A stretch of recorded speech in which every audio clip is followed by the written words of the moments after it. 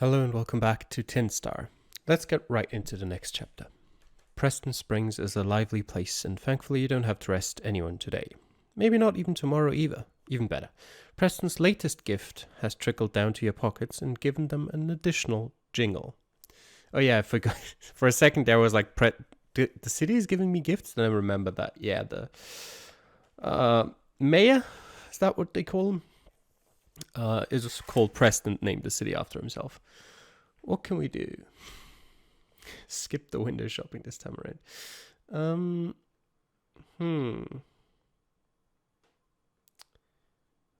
I'd probably want to gather materials to fix up my office, ideally.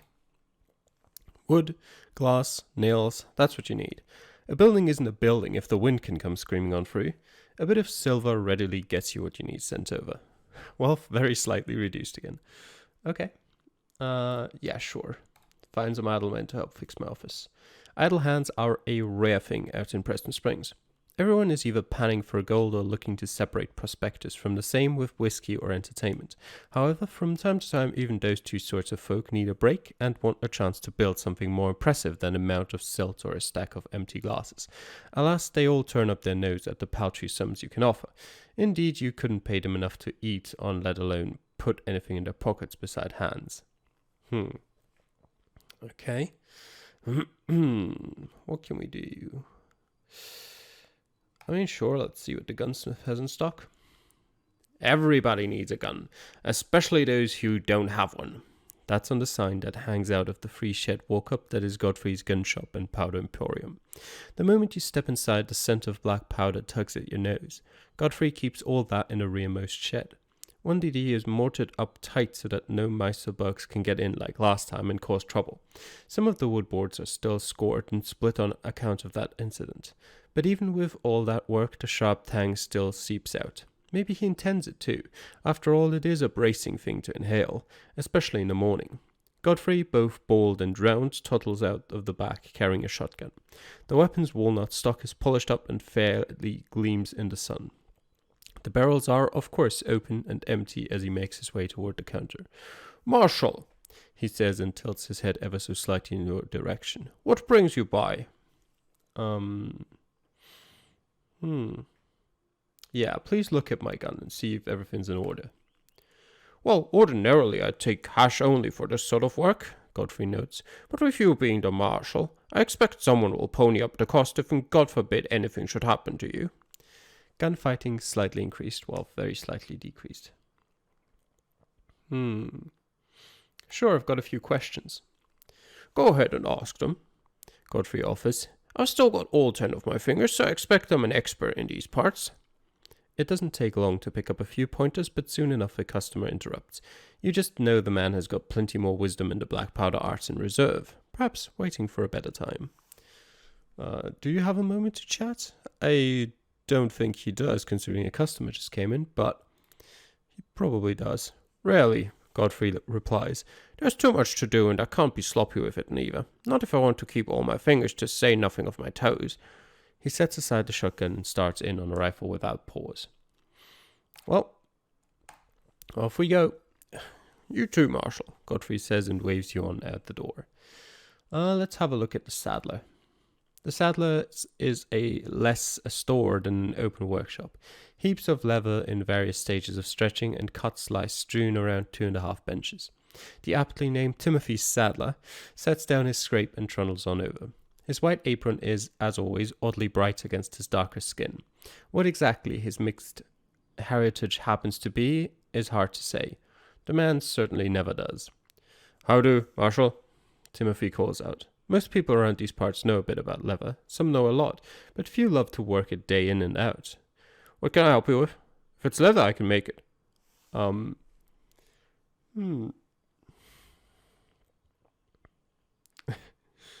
Just start chatting. "That's right, kind." Timothy nods. "I mean, you're getting to know people around these parts. Being out here is to be different from San Fran. I'll wear you more the Sacramento way." Persuasion very slightly increased.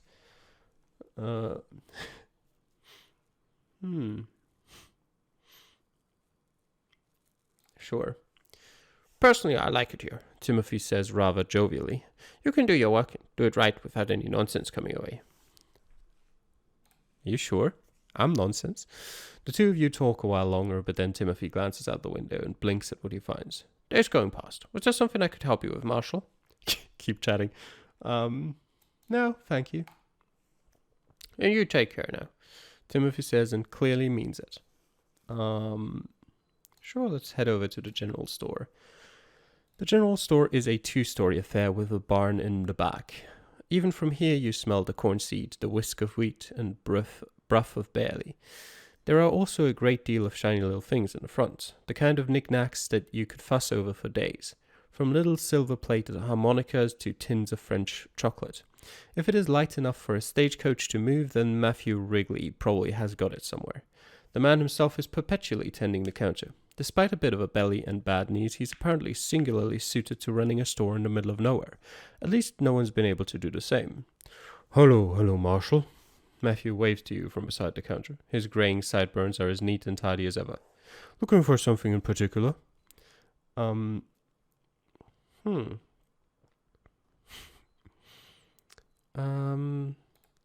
the iron pans. Nope, real old in fact. They're part of a set I brought out here with me, Matthew says, then pats the black iron fondly. Used to belong to my mother. Having them out front makes me, I don't know, feels like she's here. When did she pass? She didn't. Still back in Baltimore as far as I know. My sister and her husband are looking after her, Matthew says. But she made me take the pans so I'd remember to cook for myself. Okay. Sure, let me see that hammer. If you like the hammer, you'll love the nails. Just in from San Fran. Steep price on the iron though, Matthew warns. If it gets any worse, you might as well just use gold instead. Still, it's a popular item. Can't tell if I'll have it in stock tomorrow. Yeah.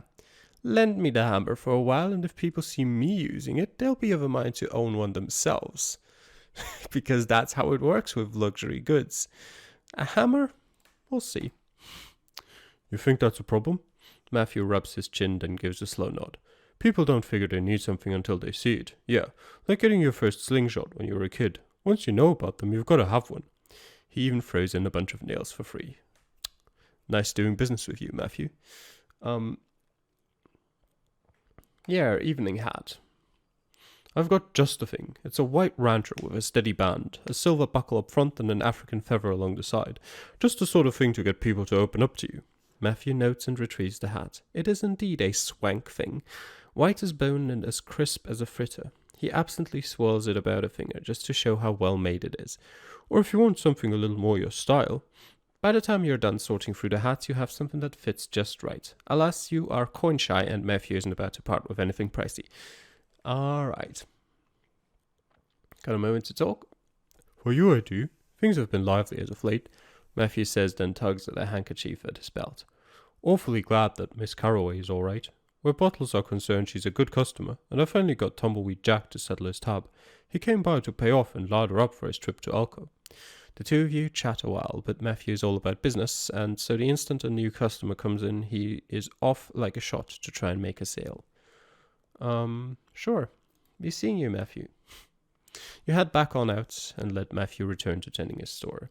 Let me just look at my wealth. We're in debt. Oh. Okay. We're not making a purchase for a lot.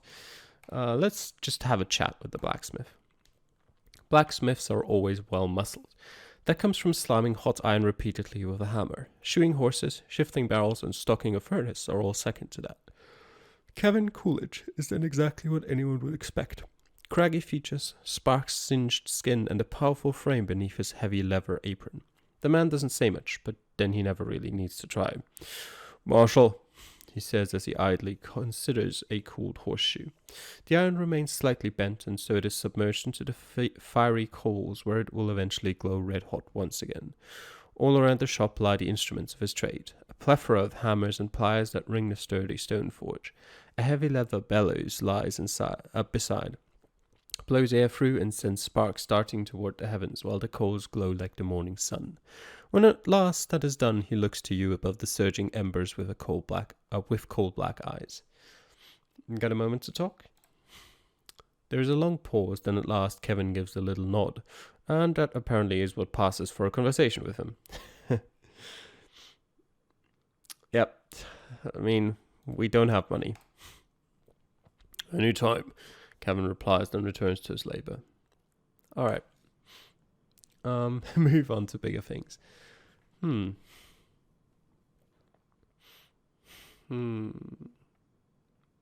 Sure, we'll see a play. A packed crowd gathers to watch the play Richard III, a play by William Shakespeare. It begins with the famous line, "Now is the winter of our discontent," and features the backroom dealings of the hump-backed, ill-stamped Richard, as he vies with his brother Clarence for the kingly rights that he feels he is due. And does he ever? Through duplicity and daring, through deviltry and deceit, he claws his way into the world he seeks to create in such a vile way that the audience boos his every entrance even as they hang on his every word. The first act ends in the murder of Richard's brother Clarence by Richard's man, and it only gets more bloody from there on. A succession of executions put Richard on the throne, but it is an ill-kept thing, for soon the flag of rebellion is raised against him first by Buckingham and then Richmond. Richard takes to the field at Bosworth to try and defeat the gathering host of his enemies, but a midnight encounter with the ghosts of those he has wronged rattles his nerve, and that in turn rattles his allies who desert him. Even so, Richard presses on, but is unhorsed at the climax of the battle and unable to recover, crying, a horse, my kingdom for a horse!" Richmond arrives and, in a brutal duel that leaves all bloodied and torn, triumphs over the villain. A wedding ends the play along with the implicit promise of rebuilding shattered England. Exhausted, the audience finds the strength to cheer themselves hoarse, especially for the handsome actor who so ably played the grotesque Richard. Coins are tossed on stage and a small bag of gold dust follows. Brawling slightly increased, okay. Sure, we'll lounge about. The Grand Haven is, as ever, in grand style. Its carpeting is the best and nearly only kind about, and the colour even matches the drapes. I have no idea what that sentence means. From the chatter you hear, they serve a great pepper steak too, and one equal to that of the Babylon, namely because they share the same kitchen and cook. Sure, for all you hear, let's visit the Babylon saloon. The Babylon caters to the upper crust of the townsfolk, those that don't have to get their hands dirty unless they want. Brass fittings, silver mirrors, and canvases from around the world adorn the interior. Exotic drinks too, and not just odd-coloured whiskey. Cactus wine, authentic honey mead, wheat beer, and a few other specialties from who knows where line the back of the bar. It also serves a grand pepper steak too, just as good as the one from the Grand Haven Hotel, mainly that's because they share a kitchen and a cook. A great sigh rises up from inside the saloon. There, at the far end of the bar, beside a canvas of Rome at dusk, a portly man stares at a shot glass as if it holds all the secrets of the world. That's Sam... Oh, Skinny, the pointedly rotund bartender. That's Sam Pitkovich. Skinny, the pointedly rotund bartender, whispers over softly. He's been here since noon, same glass in hand. I haven't had the heart to kick him out though, at least not until he drinks it. Is he breaking any laws of which you are aware? Nope, besides it's house policy. Skinny shrugs, then leans forward on the counter ever so slightly until it creaks under his ironic weight. Besides, if it ain't like he'll buy any more. Sam there, he's got the worst luck around. Can't find gold, not even in these rivers. Alright, let's talk to Sam. You step over and hear yet another one of those epic sighs waft through portly Sam.